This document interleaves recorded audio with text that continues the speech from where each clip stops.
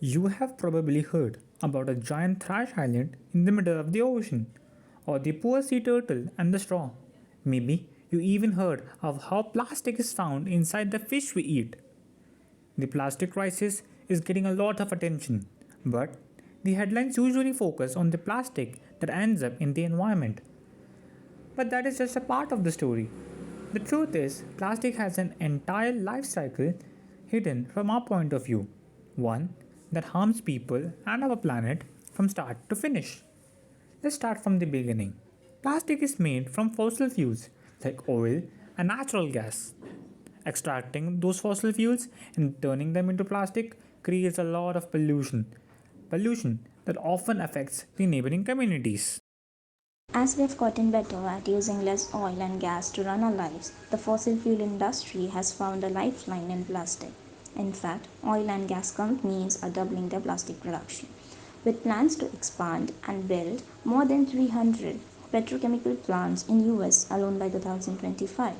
But these companies are already producing more plastic than we can use. Where does all this plastic go then? A lot of it is flowing into new markets in places like Asia, Africa, and Latin America.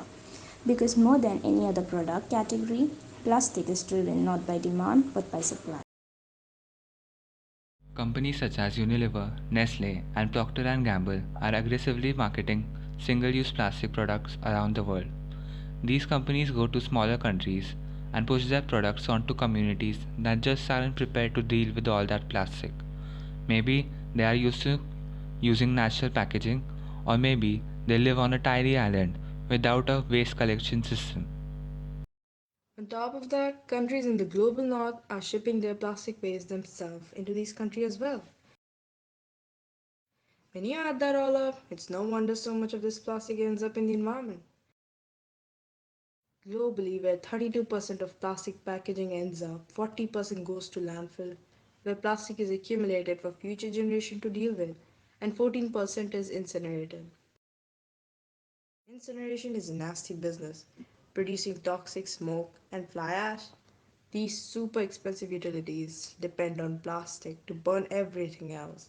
It's oil and gas after all, so they want to see more plastic, not less. Then there's recycling. Unfortunately, it's not the solution that many people think it is.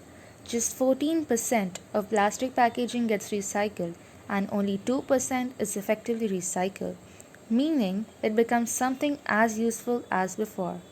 The rest is downcycled into something worse.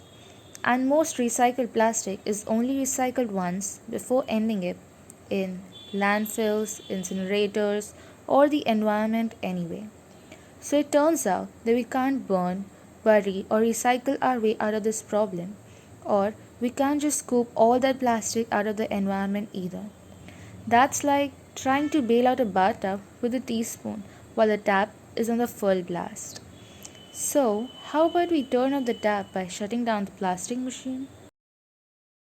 This means passing policies that create systematic change like phasing out the single use plastic that pollute the most, ending the fossil fuels subsidies that are fueling big plastics, and holding companies responsible for the plastic waste they create.